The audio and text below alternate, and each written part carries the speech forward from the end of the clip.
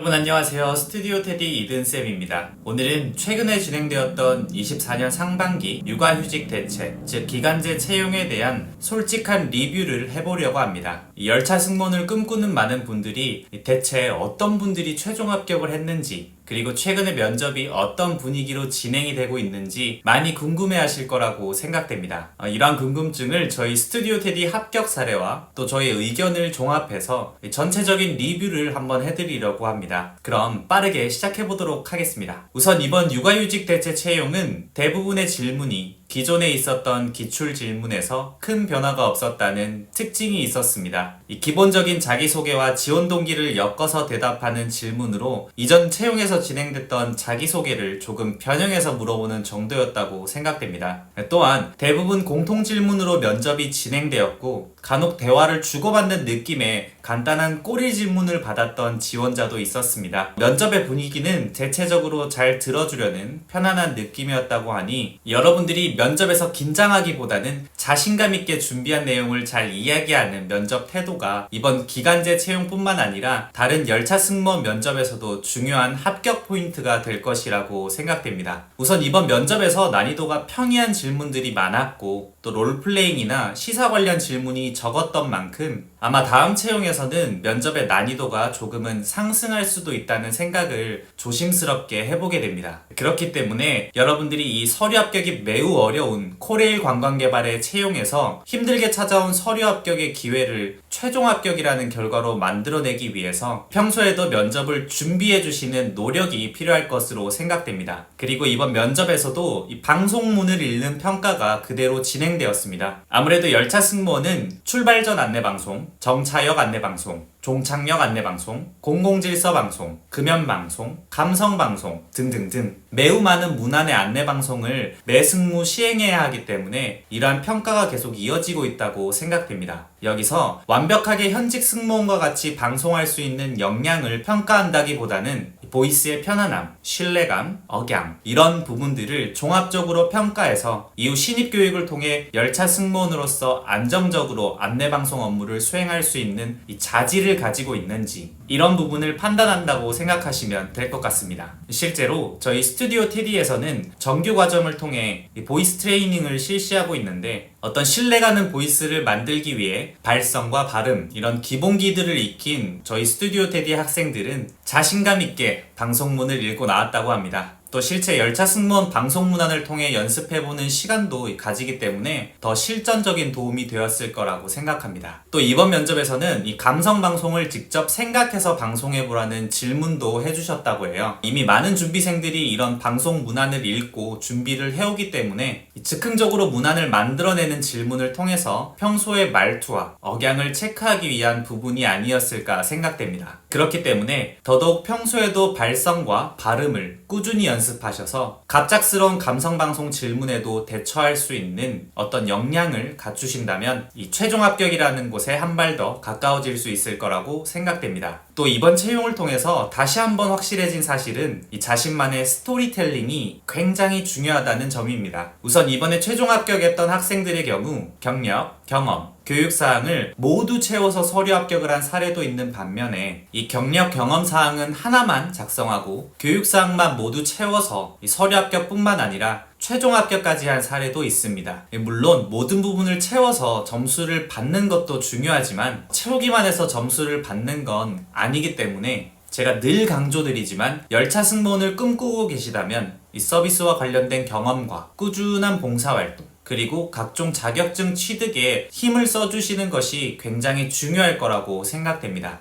그리고 이러한 경험들을 바탕으로 자신만의 스토리를 풀어서 자기소개서와 직무수행계획서에 녹여내 주신다면 어떤 서류 합격의 확률이 조금은 높아질 것으로 생각됩니다. 물론 면접에서도 이러한 자신만의 이야기를 풀어내는 답변이 면접관의 마음을 움직이고 또 자신을 더욱 뽑고 싶게 만드는 중요한 포인트가 될 것이라고 생각합니다. 네, 마지막으로 이번 채용에서는 인턴 경력을 가지고 있는 분들의 합격률이 다소 낮았다고 조심스럽게 말씀드릴 수 있을 것 같습니다. 열차 승무원 준비생 중에서 이 정규직을 기다리고 계시는 분들도 많지만 인턴 또는 기간제로 입사해서 이 열차 승무원이라는 직무를 경험해보고 싶다는 생각을 하시거나 또는 위와 같은 채용으로 먼저 입사하고 이후 정규직 채용에 다시 도전하겠다는 마음을 가지고 계시는 분들도 있을 것으로 생각됩니다. 하지만 이번 채용에서는 인턴과 같이 실제 열차 승무원 업무를 경험했던 분들의 합격률이 조금은 낮았는데 그 이유는 여러 가지가 있겠지만 제 개인적인 생각으로는 두 가지 정도를 이야기해 볼 수 있을 것 같습니다. 우선 첫 번째는 인턴이나 기간제 근무 기간 동안에 이 직무를 수행하는 태도가 조금은 아쉬웠던 지원자였을 수 있다는 점입니다.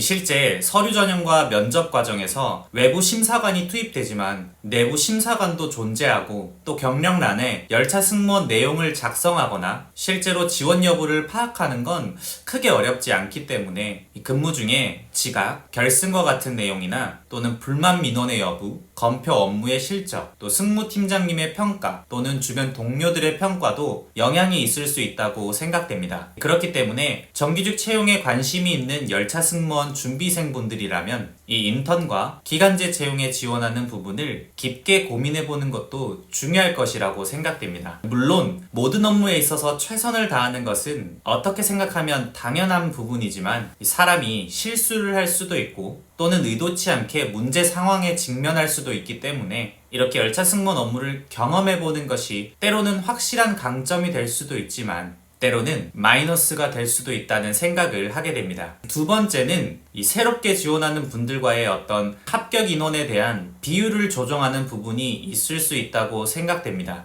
처음 기간제와 인턴 채용이 생겼을 때는 대부분 기간제 근무자분들이 정규직 채용에서 합격하기도 했고 또 인턴은 가점이 적용돼서 합격을 많이 하기도 했습니다. 하지만 현재는 인턴에 대한 가점 부분이 사라졌고 또 기간제분들의 정규직 합격률도 많이 낮아졌다고 생각되는데 이 부분은 예전에 기간제분들이 채용에서 많이 합격했을 때 새롭게 지원하시는 분들과의 어떤 형평성과 관련된 이의제기가 종종 있었던 부분이 영향을 줬지 않을까 조심스럽게 생각해보게 됩니다. 실제로 열차 승무원을 경험했던 분들만 합격하거나 또는 합격률에서 현격한 차이가 난다면 경험이 없으신 분들의 박탈감이나 또 실제 지원율 자체가 낮아져서 회사의 입장에서는 좋은 인재를 뽑지 못하게 될 수도 있겠죠. 이런 이유들로 인해서 일정 인원은 열차 승무원을 경험해본 이 경력자분들을 채용하지만 상대적으로 새롭게 지원한 분들을 많이 채용하는 결과로 이어질 수 있다고 생각됩니다. 물론 자신이 인턴 또는 기간제로 굉장히 좋은 퍼포먼스를 보여줬다면 회사의 입장에서 뽑지 않을 이유는 없겠죠. 그렇기 때문에 인턴 또는 기간제에 지원을 안 해야겠다고 생각하기보다는 이런 형태로 입사 후에도 단순히 열차 승무원 경력이 도움이 될 것이라고 생각하지 말고 완벽한 업무 수행을 위한 노력과 또 꾸준히 자신의 스펙과 실력을 쌓는 노력이 있어야 이 정규직 채용에서 좋은 결과를 얻을 수 있을 것이라고 생각합니다.